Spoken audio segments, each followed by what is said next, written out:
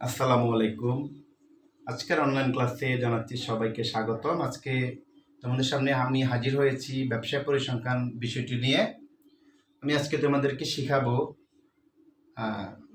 Standard deviation অর্থাৎ পরিমিত ব্যবধান আজকে শিখাবো। আমরা একটি নমুনা প্রশ্নের মাধ্যমে এই স্ট্যান্ডার্ড ডিভিয়েশন শিখে নেওয়ার চেষ্টা করব। সকলেই মনোযোগের সাথে আমার কথাগুলো শোনার এবং বোঝার চেষ্টা করো। আমরা এখনই একটি নমুনা প্রশ্ন উঠিয়ে নিব।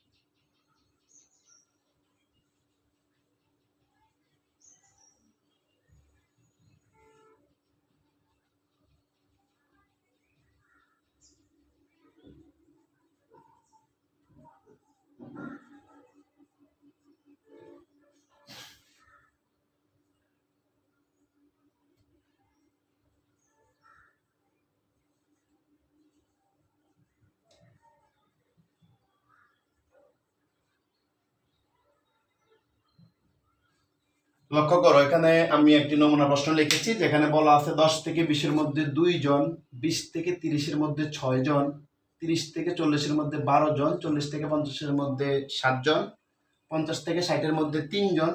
You are required to calculate standard deviation অর্থাৎ পরিমিত ব্যবধান বের করতে বলছি উপরোক্ত প্রশ্নটির আলোকে। সেক্ষেত্রে আমরা এই পরিমিত ব্যবধানের যে ফর্মুলা সেটি একটু লিখবো।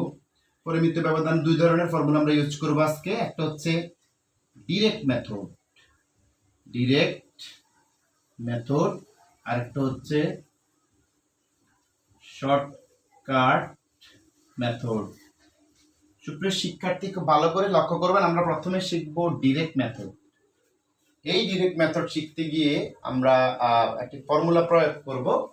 সেই ফর্মুলাটি এরকম: সিগমা দ্বারা আমরা পরিমিত ব্যবধানকে প্রকাশ করব। স্ট্যান্ডার্ড ডেভিয়েশনকে আমরা সিগমা দ্বারা প্রকাশ করি, যেখানে ফর্মুলাটি হচ্ছে সামেশন এফএক্স স্কয়ার ভাগ এন বিয়োগ সামেশন এফএক্স ভাগ এন বর্গ পুরো সূত্রের উপরে রুট। এটি হচ্ছে ডিরেক্ট মেথডের ফর্মুলা। এই ডিরেক্ট মেথডের ফর্মুলাটার মধ্যে যে এলিমেন্টগুলো রয়েছে, যেমন বলা আছে সামেশন এফএক্স স্কয়ার অথবা বলা আছে সামেশন এফএক্স, এগুলো বের করার জন্য আসলে আমরা একটি টেবিলের সহায়তা নিব।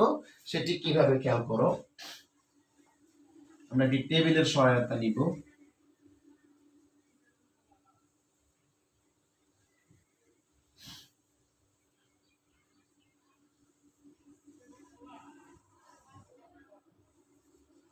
যেমন ক্লাস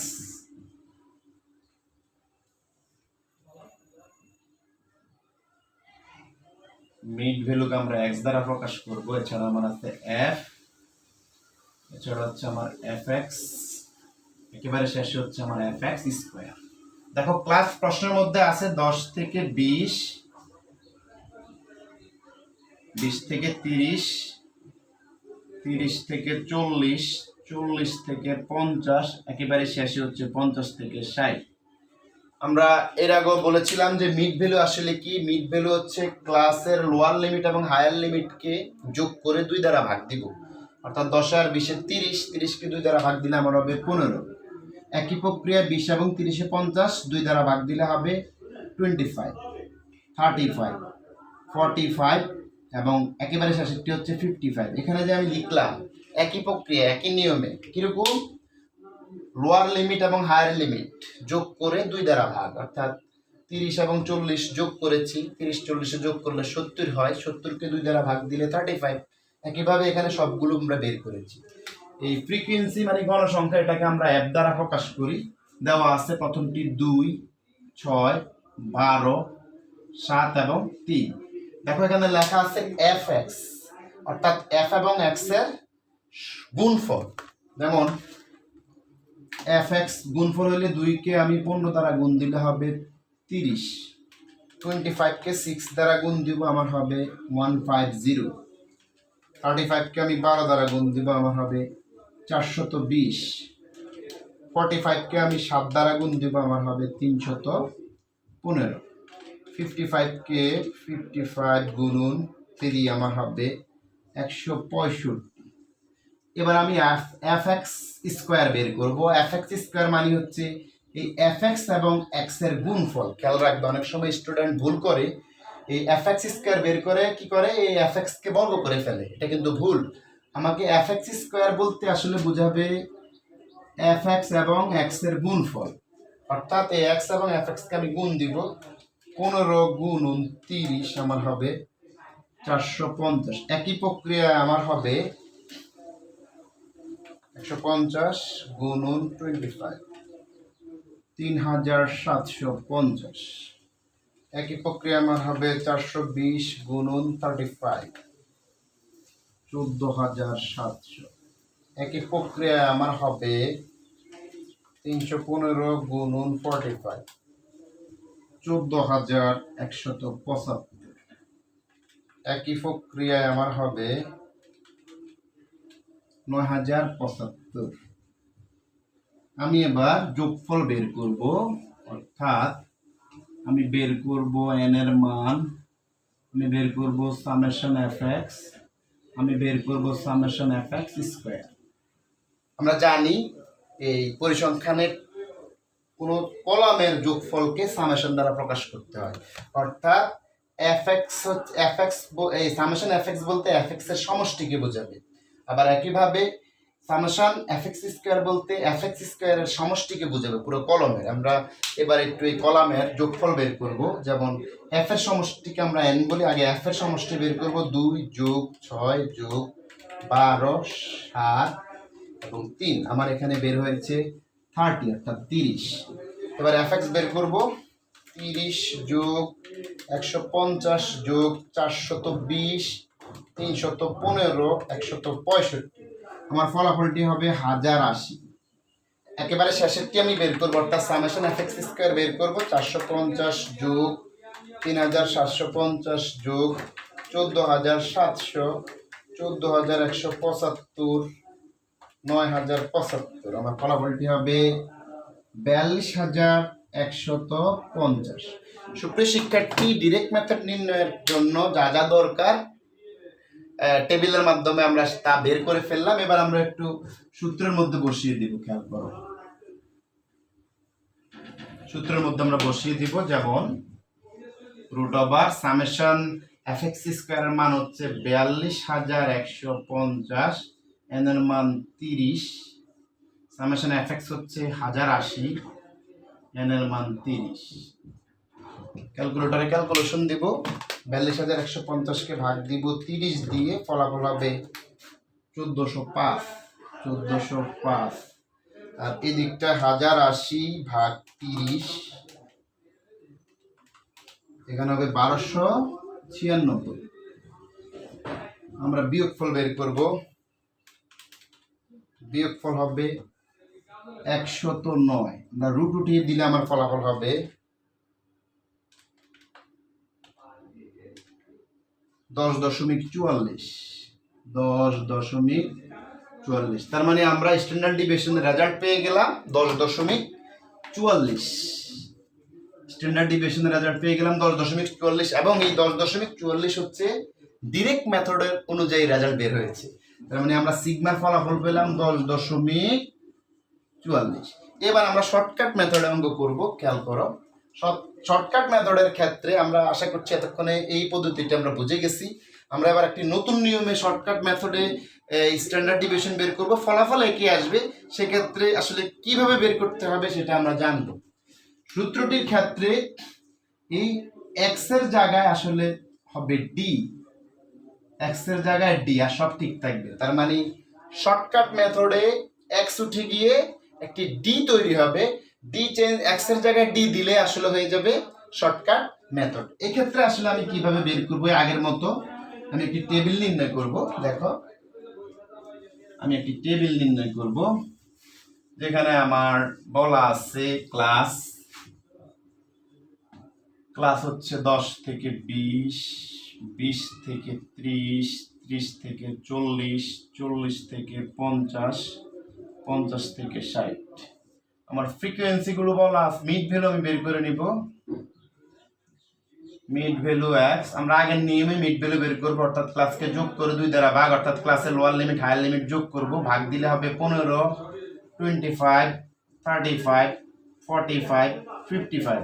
এই মিড ভ্যালু আমি ডাইরেক্ট মেথডে যেভাবে বের করেছি শর্টকাট মেথডেও মিড ভ্যালু একই রকম হবে।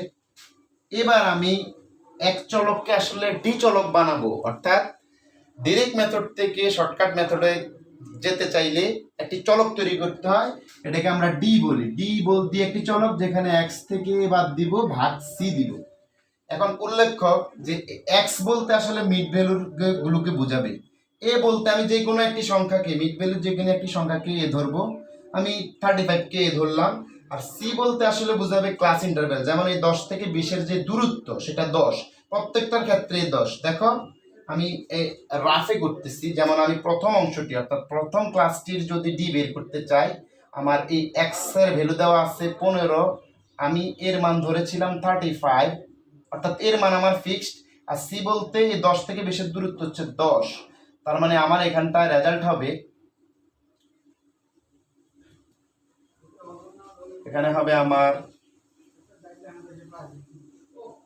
20, এখানে হবে 10, অর্থাৎ -2, তার মানে আমার এটা হবে -2। একইভাবে আমি দ্বিতীয়টি যদি করতে চাই, আমার দ্বিতীয়টির ক্ষেত্রে দেখো এক্স এর ভ্যালু হচ্ছে আমার 25, আর এ তো আমার ফিক্সড।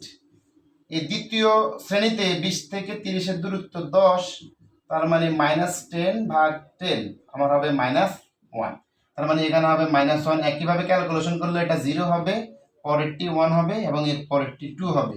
আমি দুটি রাফ দেখিয়েছি, বাকি এগুলো তুমি নিজ দায়িত্বে করে দেখবে, এই ফলাফলই বের হবে। তৃতীয়টি 0 হবে, চতুর্থটি 1 হবে এবং লাস্টেরটি 2 হবে। এবার আমি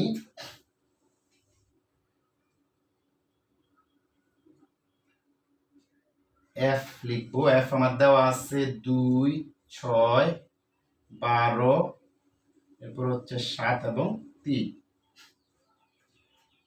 এবার হচ্ছে এফ ডি, লাস্টেরটি হচ্ছে এফ ডি স্কোয়ার।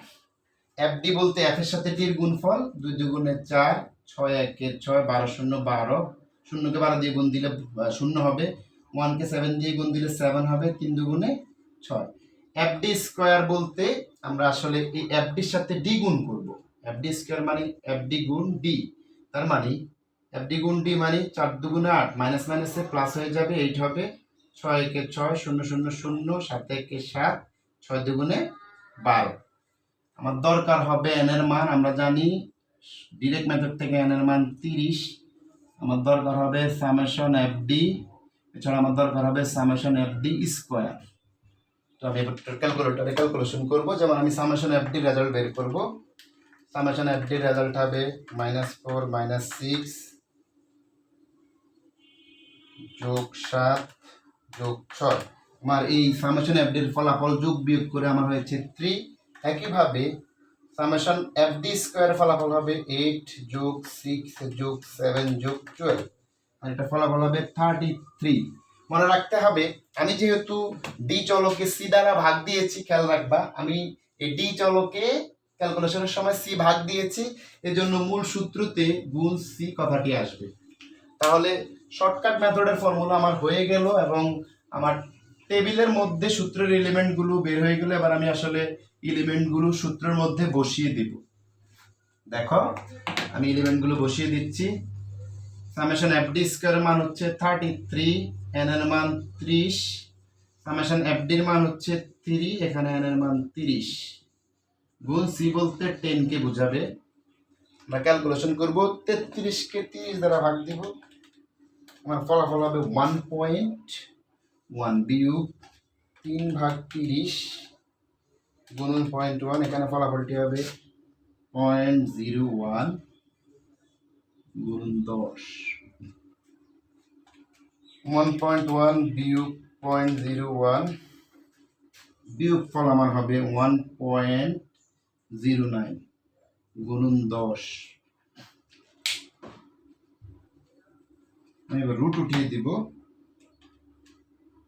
1.09 রুট করলে আমার হবে 1.044 গুণন 10 গুণন 10 দিলে আমার হবে 10.44। তার মানে আমার এই শর্টকাট মেথডে রেজাল্ট বের হয়েছে সিগমার 10.44। সুপ্রিয় শিক্ষার্থী লক্ষ্য করো, ডিরেক্ট মেথডেও আমার রেজাল্ট 10.44, শর্টকাট মেথডেও আমার রেজাল্ট 10.44। দুটি নিয়মে তুমি শিখে রাখলে শর্টকাট মেথডে অঙ্ক করলে তোমার সময় কম লাগবে, তবে তোমার একটু বুঝে করতে হবে। এক্ষেত্রে এক্স চলকটিকে আসলে ডি চলক বানিয়ে নিতে হবে। কিভাবে বানিয়ে নিতে হয় আমি অঙ্কের মাধ্যমে সেটি বোঝানোর চেষ্টা করেছি এবং দেখিয়ে দিয়েছি। তোমরা অবশ্যই বাড়িতে চেষ্টা করবে। আজকে এইটুকুই। সকলে ভালো থাকবে, সুস্থ থাকবে। আল্লাহ হাফেজ।